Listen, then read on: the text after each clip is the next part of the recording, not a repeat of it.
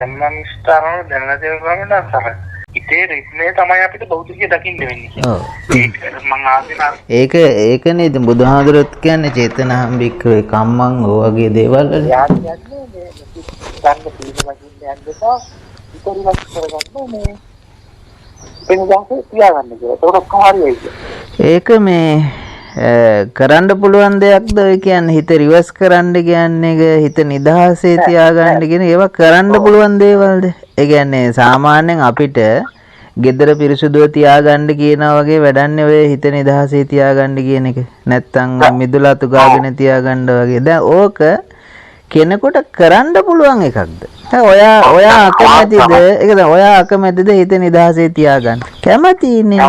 කවුරුණත් ඒක නිදහසේ තියාගන්න පුළුවන්කමක් තියෙනවා නම් කරගන්න ඕනේ. ඒක කවුරුත් කියන්න ඕනේ නෑනේ. මං අහන්නේ ඔය කියන්නම් වාලේ ඔක කරන්න පුළුවන්ද? අමාරුයිද නැත්තම් බැයිද? මොකක් හරි පොසිබිලිටි එකක් තියනවාද කියන්නකො ඔක කරන්න පුළුවන්? සම්භාවිතාවයක් තියනවාද? ඔව් කරන්න මම අපි හිතලා තියාගත්තා ස්වාමීන් වහන්සේ තිබෙලාවනේ තියාගන්න පුළුවන්. හිතලා තියාගන්න පුළුවන්ද නැත්නම් ඒ හිතන වෙලාවෙ ඉන්න වෙන අරමුණකද? ඔව් එවෙන වෙන අරමුණක්. එතකොට දැන් ඔය කියන කතාව මොකක්ද ඒක? ඒ කියන එක නෙවෙයි වෙලා තියෙන්නේ. දැන් මගේ හිත නිදහසේ තියාගන්න ඕනේ කියලා මං හිත ඉන්න වෙලාවේ මගේ හිතට වරදෙන මොකුත් නැහැ. එතකොට එයා මොකද කරන්නේ? හිත වෙන අරමුණක හිටියොත් විතරක් හිතට වද දෙන එව්වා අරමුණු හැටියට එන්නේ නැහැ. හේතුව ඒ වෙනුවට වෙන අරමුණක් අරගෙන ඉන්නවා. ඒකනේ. ඔව් හරියට. ඉතින් එතන හිත නිදහස්ද නැත්නම් හිත තවත් වැඩකද? තවත් වැඩක තියෙනවා. ඔව් එතකොට මොකද්ද ඔයාලා කියන හිත නිදහසේ තියාගන්න ක්‍රමය? කියන්නේ දැන් මට හිතන්නේ ස්වාමීන් දැන් අර එන දේවල් පස්සේ නොයා ඉතියෝ නොයා ඉන්නවයි කියන එකත් වැඩක් නේ. යනවා කියන එකත් වැඩක්, නොයනවා කියන එකත් වැඩක්. ඔව්. ඉතින් ඒක තමයි මම කියන්නේ මේකේ කරන එකක් නැහැ කියලා. සියලුම කෙරීම් නවත්තලා දාන එකක් තියෙන්නේ කියලා. නවත්තලා දානවා කියන්නේ අමුතුවෙන් කරන වැඩක් නෙමෙයි. හැම ක්‍රියාකාරකමකම වෙන දේ ලස්සනට බලාගෙන ඒ හැම එකක්ම ඒ මොහොත තුළ ලස්සනට ඉන්න හොඳම විදිහට ඉන්න පැටර්න් එකක් හදාගන්න. පුරුද්දක් හදාගන්න. ක්‍රමයක් හදාගන්න. රිද්මයක් හදාගන්න. මොකක් හරි කමන්නේ තේරෙන කැමති තේරෙන එකක් ගන්න. එතකොට ඔයා වැඩ කරන වෙලාවේ ඔයා වැඩ නොකර බෑනේ ජීවත් වෙන්න වැඩ කරන්න ඕනේ. ප්‍රශ්න නැත්තම් ඒ වගේ මොනවා හරි තියෙනවනේ. දැන් එතකොට ඔයාට වැඩ කිරීම තුල තියෙන මානසික කතන්දර ටික තියෙන්නේ. වැඩවල ප්‍රශ්නයක් නැහැනේ. වැඩත් එක්ක තියෙන මානසික යුද්ධේනේ ප්‍රශ්නේ තියෙන්නේ. වැඩවල ප්‍රශ්නයක් තියෙනවා නම් කයට තියෙන්නේ.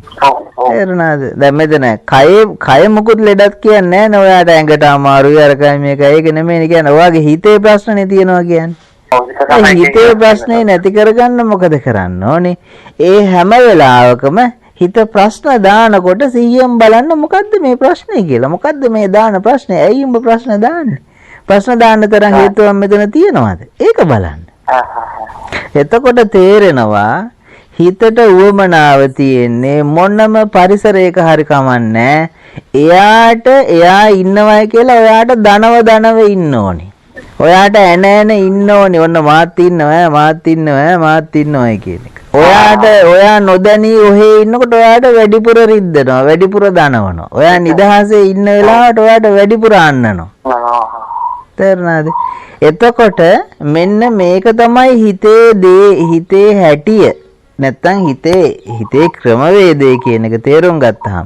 ඒ කියන්නේ හිත හිස්ව තියෙන්න යනකොටම හිත ලොකු බරක් ආය අපේ පිට පටවනවා කියන එක. අපිට වැඩිපුර යමක් දනවන්න දඟලනවා කියන ඒ සීක්‍රට් එක දන්නවා නම් එතකොට අපිට ඔළුවට ලොකු බරක් එනකොටම අපි දන්නවා දැන් අපි ප්‍රැක්ටිකලිම අපි දන්නවා මේ අපේ හිත නිදහසේ යම් වෙලාවක් නිදහස සංසිඳීමට යමින් තියෙන වෙලාවක මෙන්න මේ යකා ආය මොකද්දෝ මගුලක් අවසල ඔළුවට පටවන ආන්න එක දකිනවා.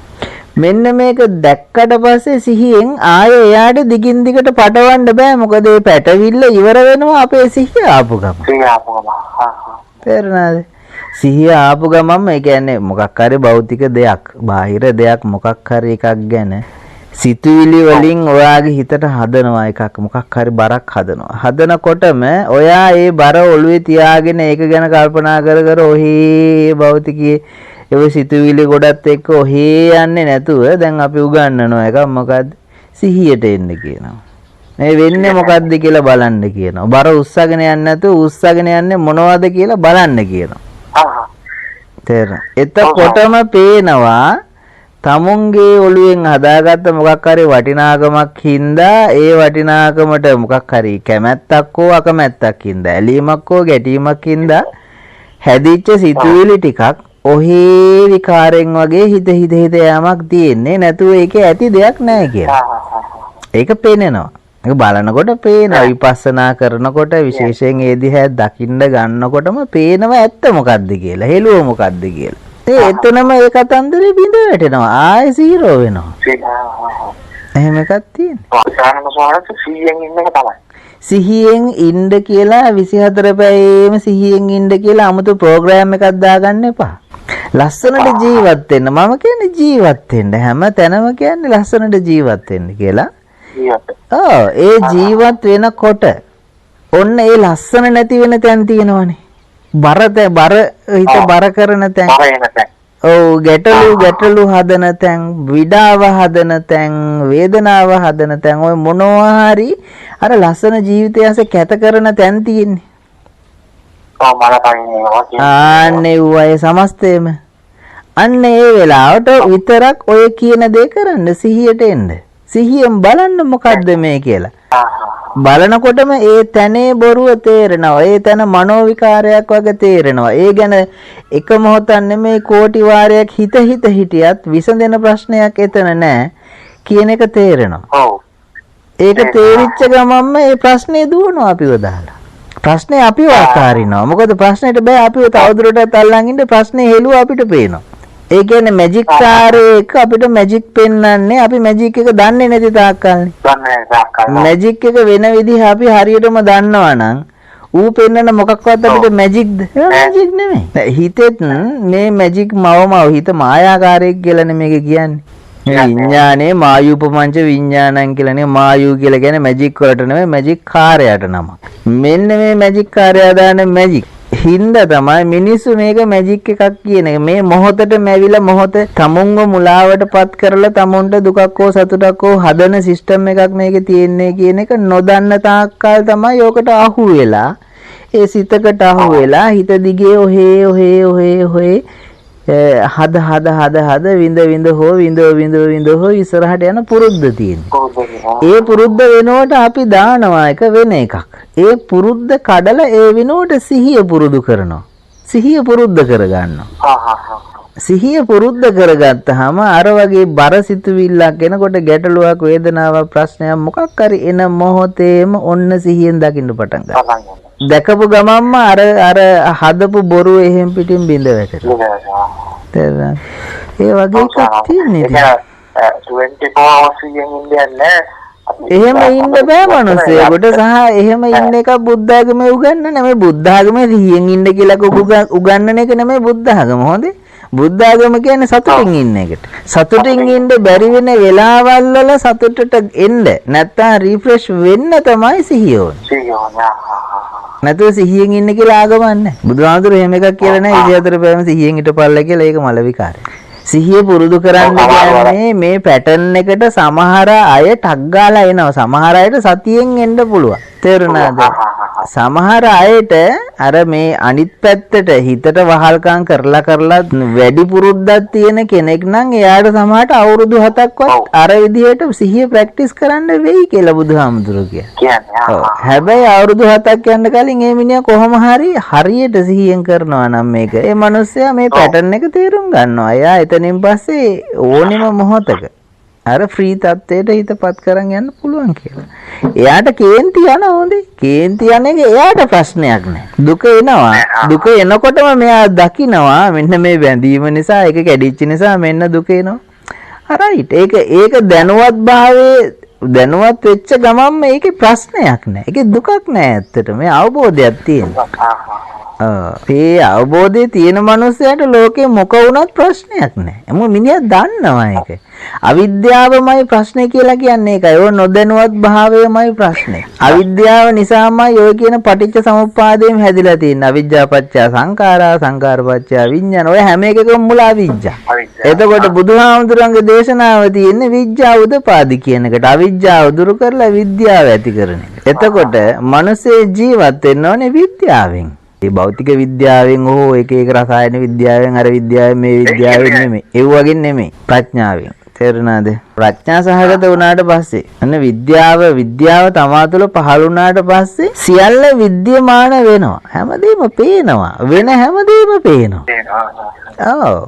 තමුන්ට රහසක් ලෝකේ නැහැ. සියලුම රහස් හදන මේ හිතේ රහස අල්ලා ගන්නවා. ඒක තමයි අවිද්‍යාවෙන් නිදහස් වෙනවා කියන්නේ. අවිද්‍යාව තුළ ඉන්නේ හිතේ රහස් අපිට වඩා හිත බලවත් වෙලා හිත පොර වෙලා ඉන්නේ. අපිව කොර කරලා ඉන්නේ. ඒ නිසා අපිට සිද්ධ වෙනවා හිත කියන හැමදේම කර ඉන්න. ඒ අවිද්‍යාව සහගත පුද්ගලයාගේ හැටි. විද්‍යාව උපදවා ගත්තට පස්සේ එයා හිත කියන දේවල් කරන කෙනෙක් නෙමෙයි. එයාට ඕනේ විදිහට හිතෙන් වැඩ ගන්න කෙනෙක්. එයාට ඕනේ වෙලාවට හිත පාවිච්චි කළා බඩගිනි නේද? කෑමක් හොයන විදිහක් කල්පනා කරපො. එතකොට ඔන්න එයා යෝජනා දෙනවා. අපි මඤ්ඤොක් කාලයක් ගලවමුද? එතකොට කියව නෑ මඤ්ඤොක් නෙමෙයි වෙන මොනවා හරි. එහෙනම් අපි අද කඩෙන් කමු. ඔන්න එතකොට ඒකට අපි කැමති හරි කඩෙන් කමුකෝ. ඒ වගේ. අරයගෙන් අර කියන්නේ අපි තමයි එයාට කියන්නේ මොකක් හරි කියපන් දැන් කරන්න බඩගින්න නැති කරගන්න. එයා එතකොට පුරුද්දට ඔප්ෂන් ගොඩාක් දෙනවා. ඉතින් අපි කැමති එකක් තෝරගන්න. නැත්තම් අද හිඟා කණ්ඩයක්. ඒකත් මරු අයිඩියක්. ඒ වගේ. ඉතින් ඒ නිසා එයාට කිසි ප්‍රශ්නයක් නැහැ. ඔතන මම මෙච්චර කරලා හිටා හිටියෙන් ඉන්නවකම් කරනවා 24 ඒක මල විකාරයක් නේ. ඒකට ඌට ජීවිතයක් නැහැ. අපි කියන්නේ 100න් ඉන්නනේ අපි කියන්නේ ජීවත් වෙන්න කියලා. ජීවත් වෙන්න පරිපූර්ණ වශයෙන් ජීවත් නොවෙන්නේ අවසිහිය නිසා ඒ වෙලාවට සිහිය ඇති කරගන්න. එතකොට අර ජීවත් වෙන එක සම්පූර්ණයෙන් දැනෙන්න ගන්න. දැන් අපි කරනවා අපි දැන් කරන්න ඔයා හැම වෙලාවෙම කරන්න එකක් හොයනවා. මම කරන්න මොකොත්ම කියන්නේ කරන්න දෙයක් නැහැ. ලස්සනට ජීවත් වෙන්න. ප්‍රශ්න එන වෙලාවට හොඳ සිහියෙන් බලන්න මේ ප්‍රශ්නේ දිහා. ප්‍රශ්නේ විසඳන්න යන්න එපා. ඔය කලින් දේශනාවල කියලා ඇති මම. ප්‍රශ්නේ විසඳන්න එපා. ප්‍රශ්නේ හැදිච්ච දිහා ආපස්සට බලාගෙන යන්න. ආපස්සට බලන්න. මේ කොහොමද මේ ප්‍රශ්නයක් කියලා එකක් මට ආවේ කියලා රිවර්ස් කර බලන්න. මුලටම යන්න ඒක ඇදිච්ච විදිය. එතකොට ඔන්න තේරෙයි මොකක් හරි ගොංකමකින් දාපු සිතවිල්ලක් ඒක තමයි මේ ප්‍රොවයිඩ් කරගෙන ඉස්සරහට ගිහින් තියෙන්නේ කියලා. එතකොට ඒක එතන ඉවර වෙනවා. ඉවර වෙනවා. ආයේ පුරුද්දට ඕන නම් ඒක එකපාරක් දෙපාරක් තුන් පාරක් එන්න පුළුවන්. හැබැයි කලින් පාර තරම් ඒක වද දෙන්නේ නැහැ. ඒ පුරුද්දට එන්නේ ඊට පස්සේ ඒ පුරුද්දත් කැඩිලා යනවා.